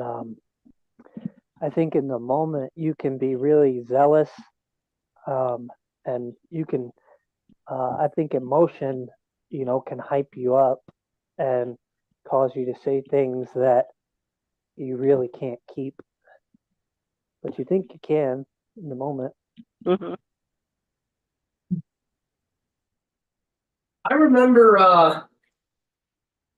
remember looking into this a while back when we read this, I think like a year or two ago Yeah. when we were doing the Torah portions. Mom, yours just says food, right? I think, I'm not sure. Yeah, I want to look into the Greek and the Hebrew of that. I remember finding something interesting about this. How technically, I don't think it's generally supposed to be food. Let me see here.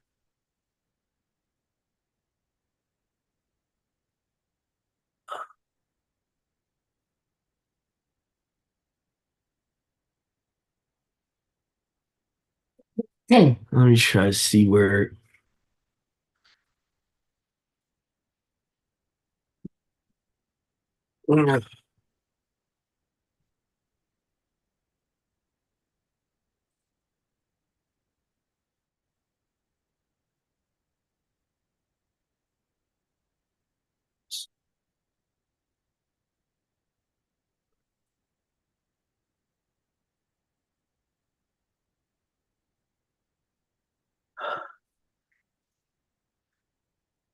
Um,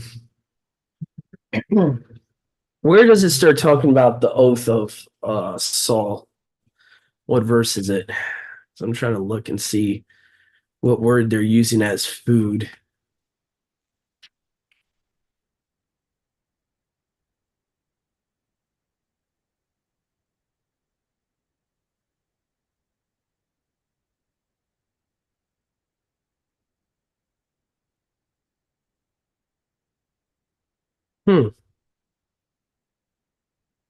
Interesting.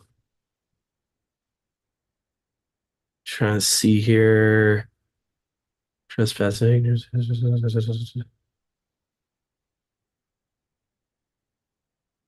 Oh wow. I don't think I ever noticed that part. It says that Shaul committed a great trespass of ignorance.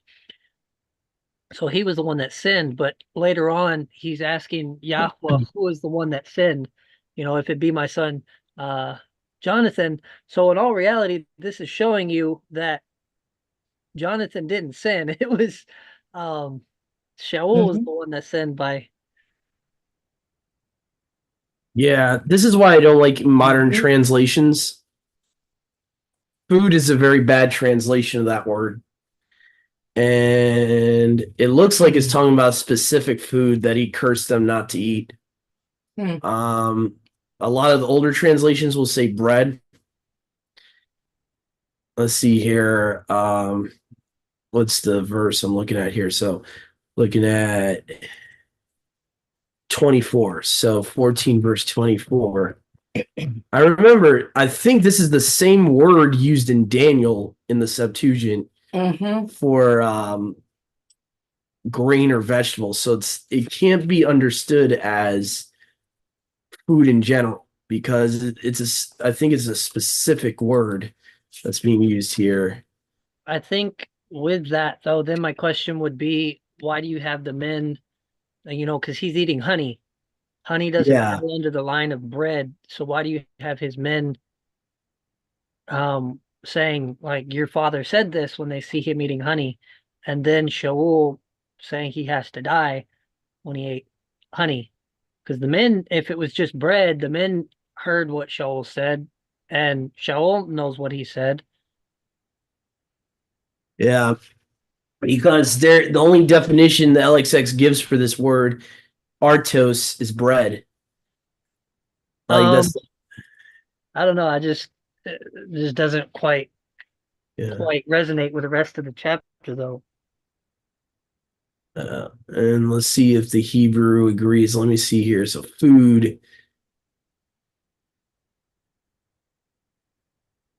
Okay, so the Hebrew generalizes it as food. Okay. Okay. Okay. Okay. All right, so Either I guess way, it could. I don't think that regardless of Shaul saying this or not, regardless of what he said, um, I could say, you know, I could say cursed be anyone. Oh, I'm not gonna say that. I could say cursed be, this and this and this, and then y'all do it. That doesn't mean that you sin just because I said it. Mhm. Yeah, that's true. That's true. All right. So yeah, so that either way, I think right there it shows that the Septuagint shows that Saul was in Shaul was in the wrong here. So the Septuagint actually tells you that, where I think the other versions really don't hint to that at all in verse 24. Um yeah, I definitely see your point, bro, about it would make more sense that it's generally food. Um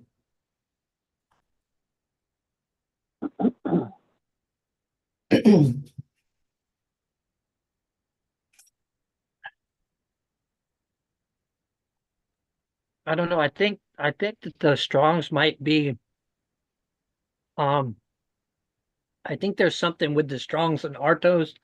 I don't think that they quite understand what that means because I've seen people use that word Artos to say that mhm. because you have another Greek word that's specifically used for unleavened bread, but then Artos is usually just used for bread in general. And so I've seen people use um Artos to say that because the Pesach dinner with Yahusha, because it says Artos, then that means it couldn't have been the Pesach dinner because it's using Artos, which is generally used for just regular bread, not unleavened bread.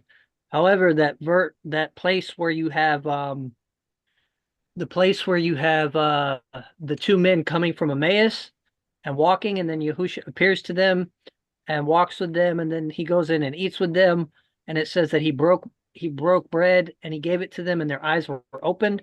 This is still within the time period of unleavened bread. They're still unleavened bread, and yet it says he broke artos, which is usually used for regular bread. Strong's doesn't say that it means unleavened bread, but we know that it has to be unleavened bread. Otherwise, Yahusha sinned by breaking unleavened bread and giving it to them.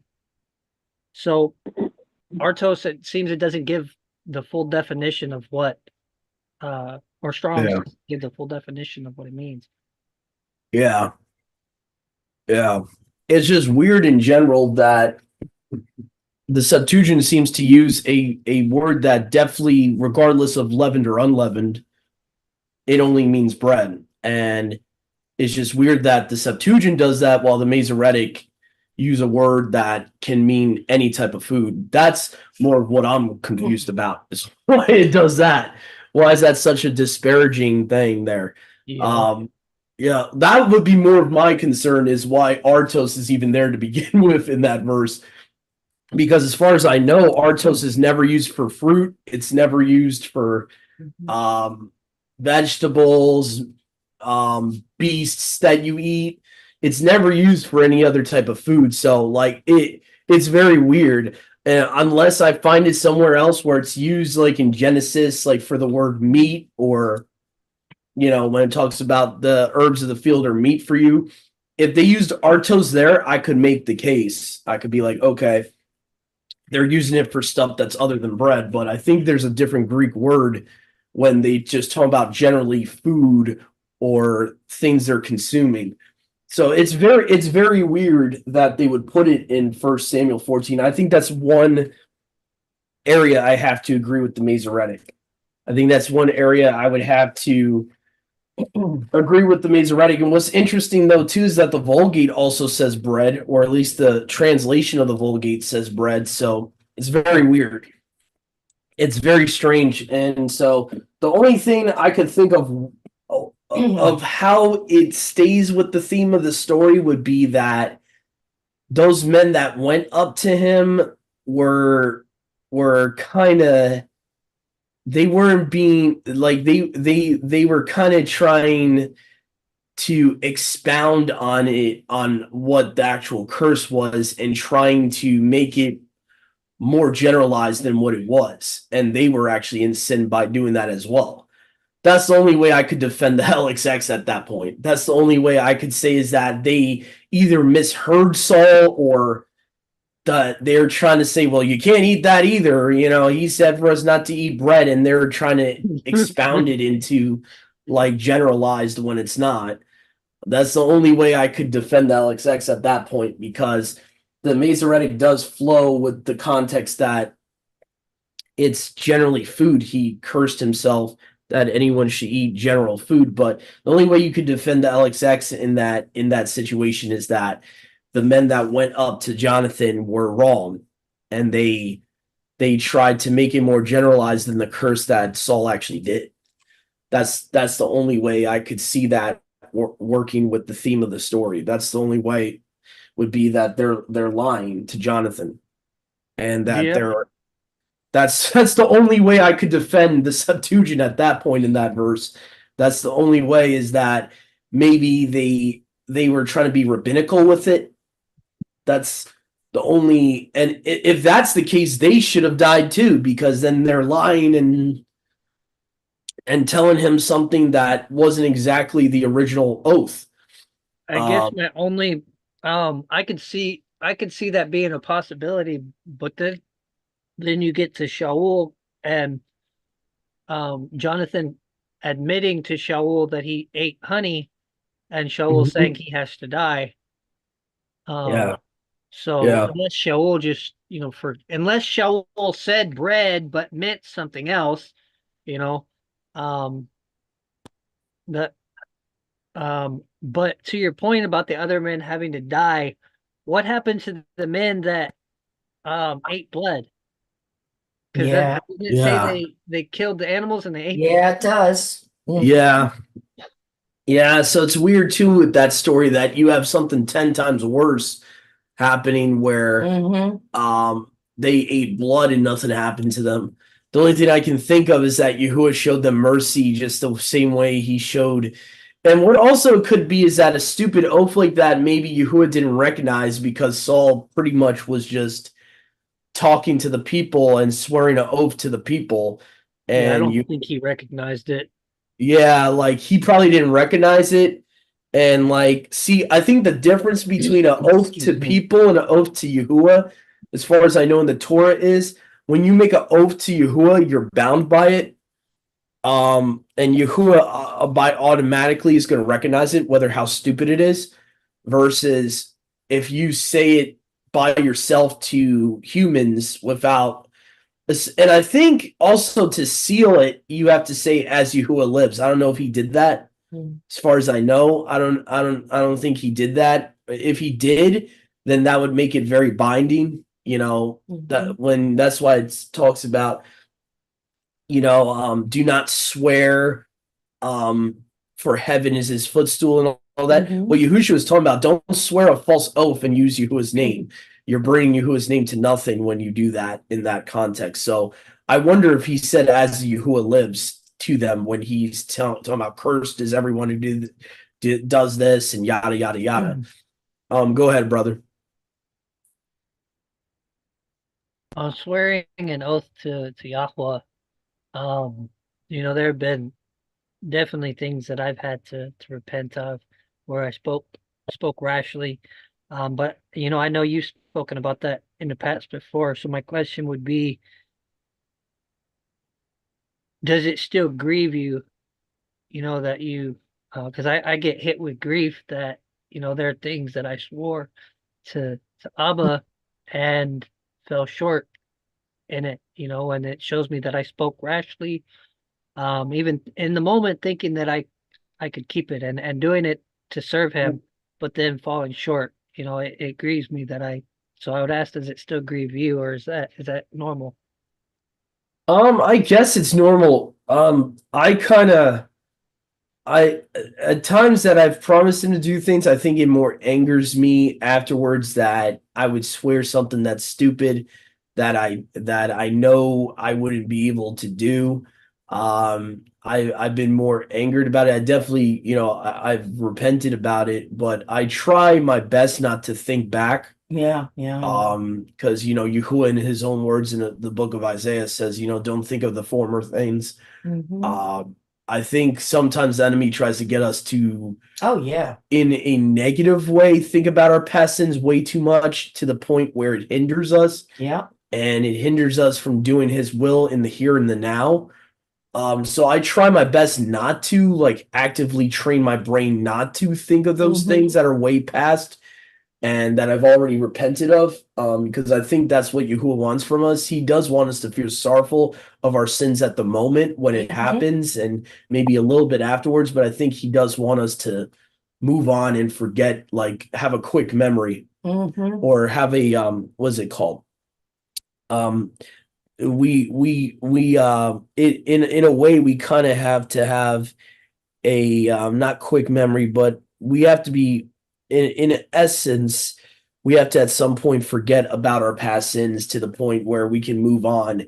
Mhm. And if we don't, we're gonna just really be, what's the word I'm looking for? We're almost like punishing ourselves again and again and Heavy again. yoke. Yeah. To the point Yeah. where we're getting distracted by Yeah. the sorrow we had for those past sins. So I would say it's natural to an extent, but if it's bothering us way Way too way much, yeah. down the line, Yeah. like if we're talking about sins we've done years ago Yeah. or even a year ago, 2 years ago, I think at a certain point he does want us to move on. Yeah. As long as it's true repentance, we did already. That's right. That's right. So- yeah. I think that's the key. But I do think what you're describing is natural to an extent, as Mhm. long as it doesn't stay there. Yeah. We should never be staying in a stage of grief of our sins. We need to even with Israel when they repented and they were in grief at the moment, they moved on. They were in ashes and sackcloth for a time, but they moved on Yeah. and did true repentance. So they weren't staying in shame. The Yeah. devil wants you to stay in shame your whole life. Yes, that's right. And because if he can keep you in that constant shame, then you're getting distracted. Then you're getting false fear in you, then you're getting distracted, then you're thinking about that rather than doing what you need to do, and then sin is added upon that sin because now you're not focusing on what you need to do in the here and the now. So that's how the devil gets us. And I'm speaking from experience. That's how the devil's gotten me a bunch of times. I get this spirit of nervousness and this weird spirit of shame on me to the point where I can't get over and forgive myself of what I've done in my past. And that I think that's when it becomes negative, is when that happens. So I think there's just like any type of grief or grieving, there has to be a period of, okay, I've grieved over my sin. I've done it already. Time to move on. Mhm. Focus on the here and the now and the future. Don't focus on what Yahuwah has already cast to the east and the west. And Yeah. that's the For me, it's not really so much a thought anymore. It's brought up when, when we speak about things like we were just speaking about, swearing things to Yahweh. So, if that's the topic that we're speaking on, Yeah. it just kind of makes sense. Like, okay, now I'm going to think about the time that I didn't do that, Yeah. Yeah, I can relate to that.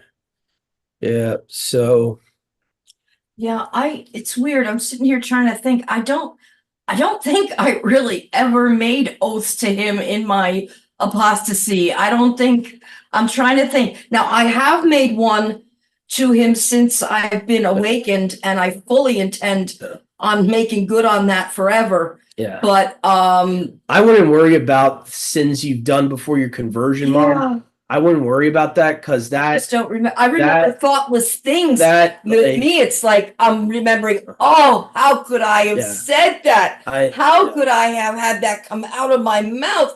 And I think Satan, what he does with me, he reminds me of all these comments that I had Yeah. made that were very not nice at all. yeah.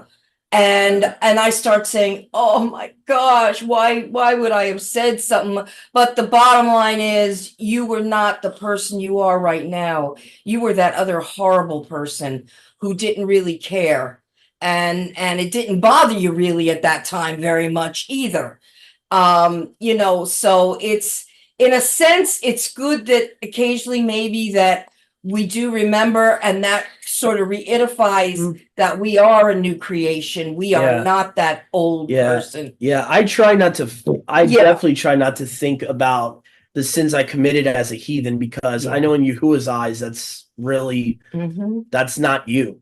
That's not the That's person right. you are now. So it That's really right. doesn't matter. That's like for example, we see this in the Brit Hadashah a lot, where Paul will be talking about in our past times of ignorance, Yahuwah's overlooked or winked at.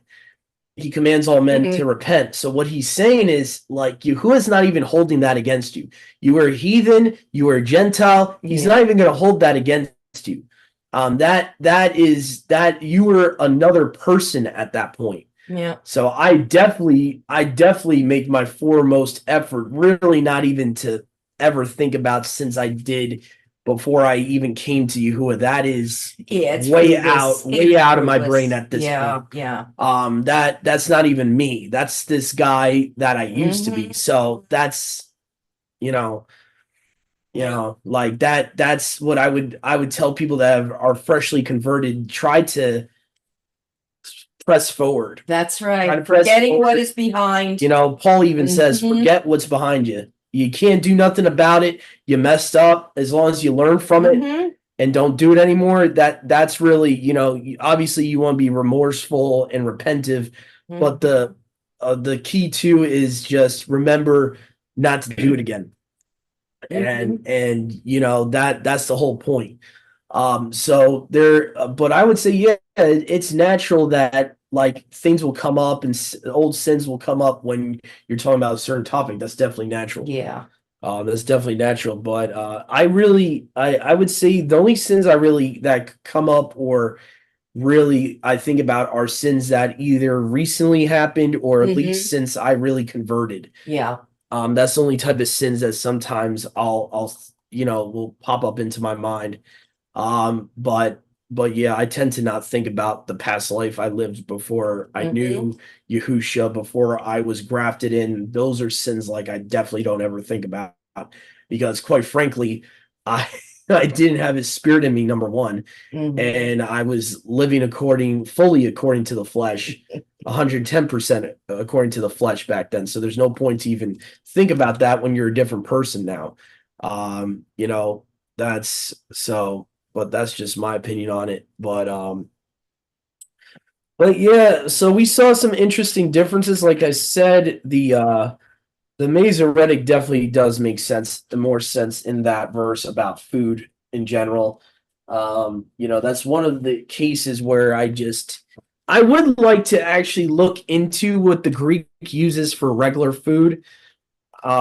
What I would like to look at just real quick before we go is I think it's in Daniel, right, where it has the what is it called? Zeroim or whatever. Uh-huh, uh-huh. I want to look at what it says, Book of Daniel. Zeroim.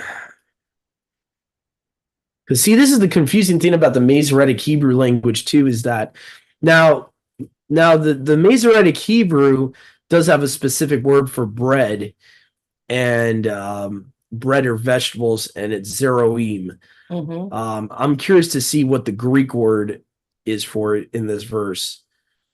A lot of the translations, I don't like this either. They just put vegetables when actually it can be vegetables Grains. or grain. Well, I'm not a big fan of the modern version. It's just saying vegetables here. It's not completely accurate. Daniel 1:12 is the verse I'm referring to here. So let me see here. No. Daniel 1:12.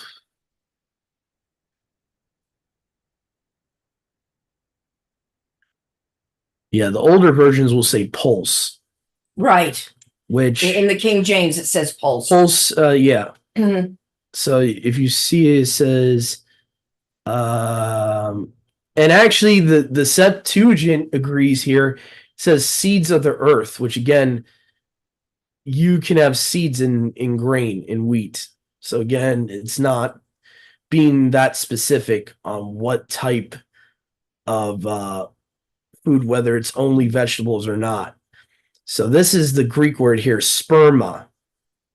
Something sown that is seed, including by implication, offspring, remnant, to issue, seed. And like I said, seed can be in grain. You have, isn't there seeds in bread, right? Yeah, I think so. Yeah. I So think you so. have, so this is what gets translated as vegetables in the modern versions, which I can see why they do it, but it's not exactly correct. Yeah, so the Hebrew word even is stronger for that. It can be both grain or vegetables. Zeroim, something sown that is a vegetable as food. Pulse, and let's see Mhm. here. Brown stripers brick. So yeah, so where they get the idea that it's vegetables is the assumption that it's something sown in the ground. The problem is not only vegetables are sown in the ground, Mhm. fruits are grown in the ground. Bread, That's right. certain types of grain are grown in the ground. So yeah, I'm not. So anyway, but that Greek word is actually sperma, which is Mhm. interesting. So it's a different word there. In Daniel 1:12. I have to make a note of that. So the Greek word is sperma, which where we get the word sperm from, or germination. So Mhm. I would really have to look into that whole Greek word artos and see if it's anywhere else where it's generally food. I would really like to look into that because that would be an easy way to reconcile. And it's very possible the Strongs could be wrong. A lot of the times the Strongs are like guessing at words. So that's that's true. Yeah. The problem with the Strongs is like James Strong or whatever his name was, he was just guessing at half of these Greek and Hebrew words. So he could be wrong about Mhm. artos only being bread. So but that's just something I want to find for myself. I want to see where does it talk about really quick before we go off here. Says every herb of the field will be meat. You. Um,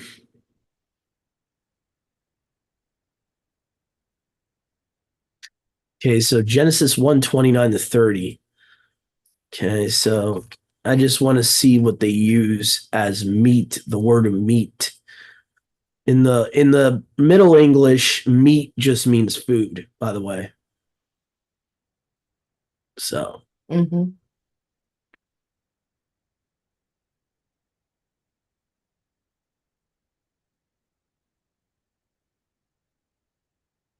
okay. In the Hebrew, this is alka, okla, food. Um, food, eating.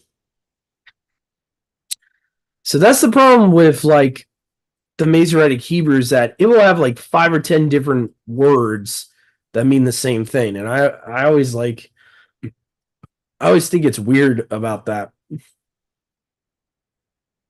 So let me just see here. Sperma. Huh.